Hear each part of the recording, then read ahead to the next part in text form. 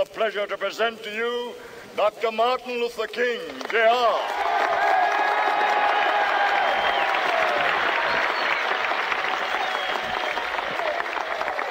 I am happy to join with you today in what will go down in history as the greatest demonstration for freedom in the history of our nation.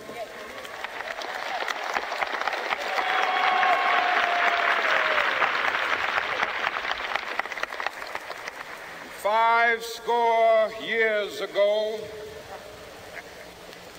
a great American in whose symbolic shadow we stand today signed the Emancipation Proclamation. This momentous decree came as a great beacon light of hope to millions of Negro slaves who had been seared in the flames of withering injustice. It came as a joyous daybreak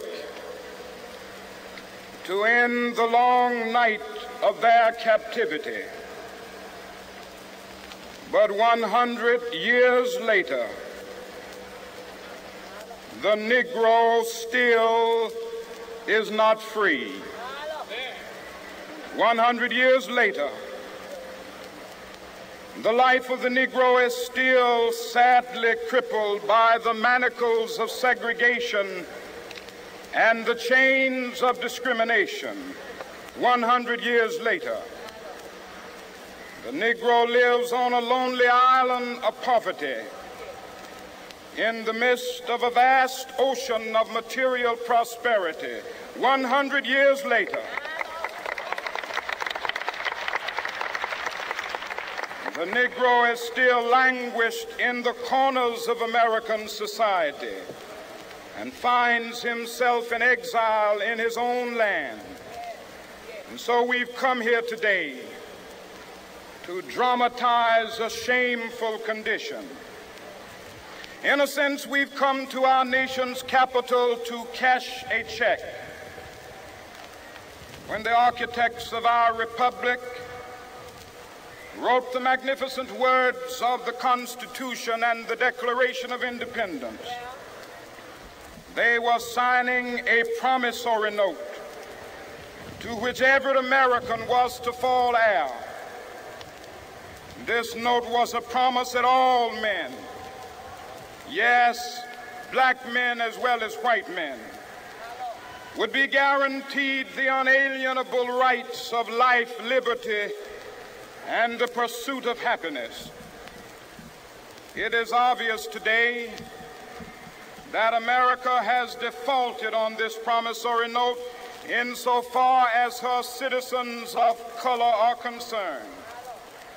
Instead of honoring this sacred obligation, America has given the Negro people a bad check, a check which has come back marked insufficient funds.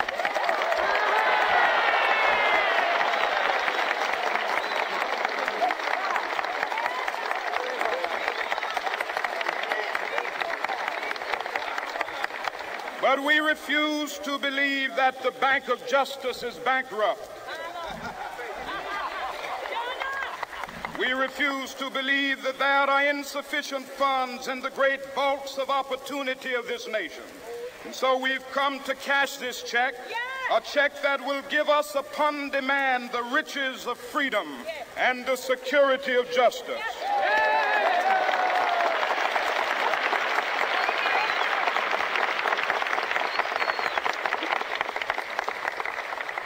We have also come to this hallowed spot to remind America of the fierce urgency of now. This is no time to engage in the luxury of cooling off or to take the tranquilizing drug of gradualism.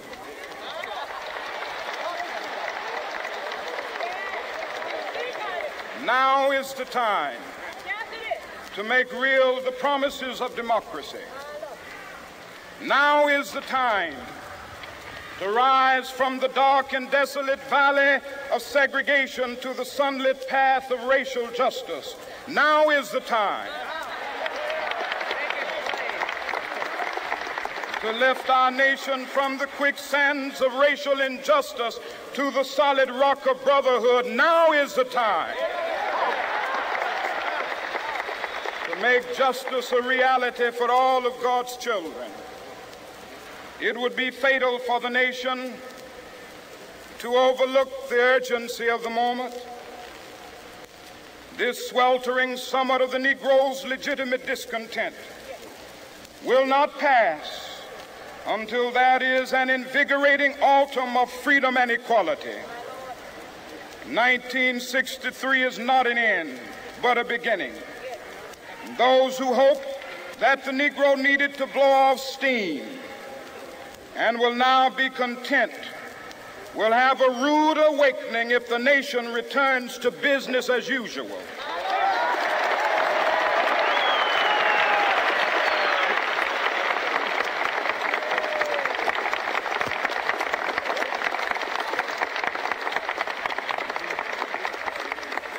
There will be neither rest nor tranquility in America until the Negro is granted his citizenship rights. The whirlwinds of revolt will continue to shake the foundations of our nation until the bright day of justice emerges. But that is something that I must say to my people who stand on the warm threshold which leads into the palace of justice.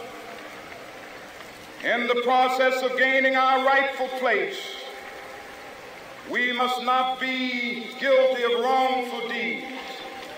Let us not seek to satisfy our thirst for freedom by drinking from the cup of bitterness and hatred.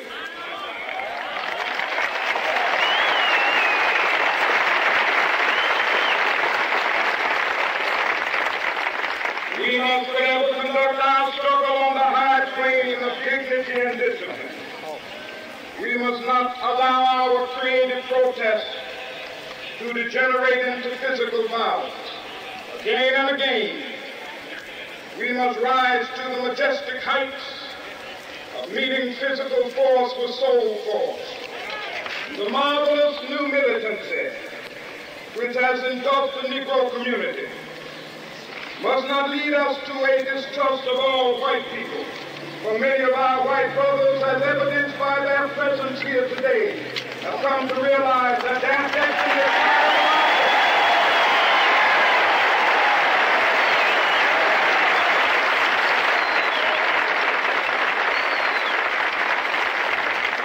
They have come to realize that their freedom is inextricably bound to our freedom.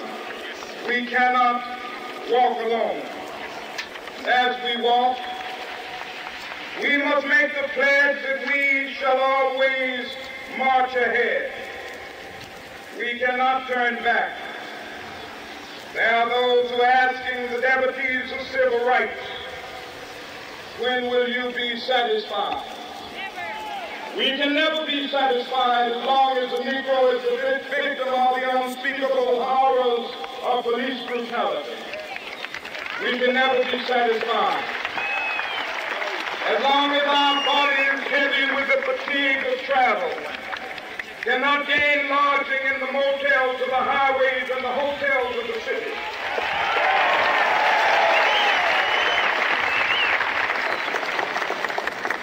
We cannot be satisfied as long as a Negro in Mississippi cannot vote and a Negro in New York believes he has nothing for which to vote.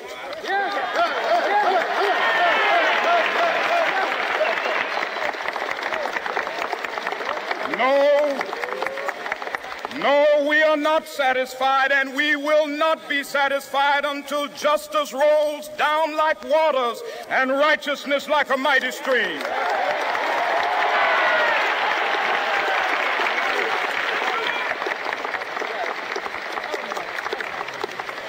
I am not unmindful that some of you have come here out of great trials and tribulations. Some of you have come fresh from narrow jail cells. Some of you have come from areas where your quest for freedom left you battered by the storms of persecution and staggered by the winds of police brutality. You have been the veterans of creative suffering. Continue to work with the faith that unearned suffering is redemptive. Go back to Mississippi. Go back to Alabama. Go back to South Carolina. Go back to Georgia.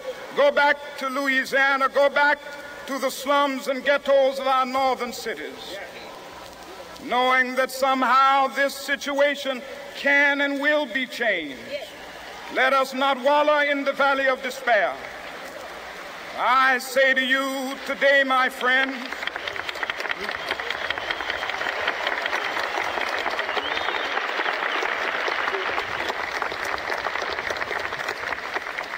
so even though we face the difficulties of today and tomorrow, I still have a dream. It is a dream deeply rooted in the American dream. I have a dream that one day this nation will rise up and live out the true meaning of its creed. We hold these truths to be self-evident, that all men are created equal.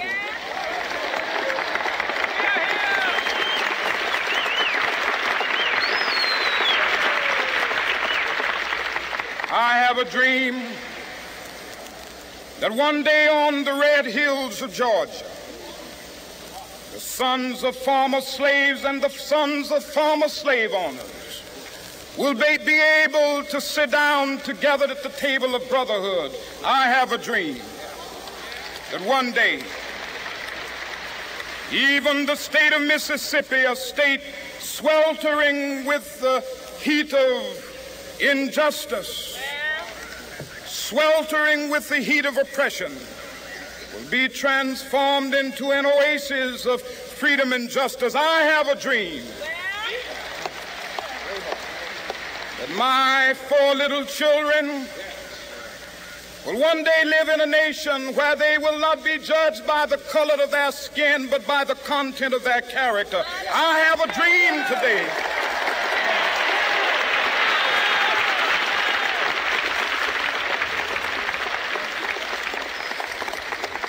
I have a dream that one day down in Alabama, with its vicious racists, with its governor having his lips dripping with the words of interposition and nullification, one day right there in Alabama, little black boys and black girls will be able to join hands with little white boys and white girls as sisters and brothers. I have a dream today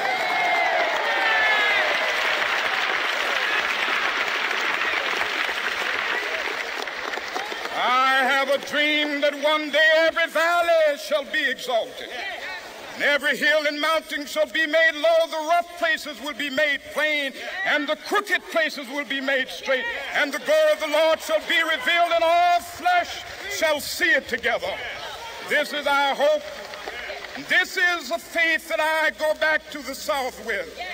With this faith, we will be able to hew out of the mountain of despair a stone of hope. With this faith, we will be able to transform the jangling discords of our nation into a beautiful symphony of brotherhood. With this faith, we will be able to work together, to pray together, to struggle together, to go to jail together, to stand up for freedom together, knowing that we will be free one day. This will be the day.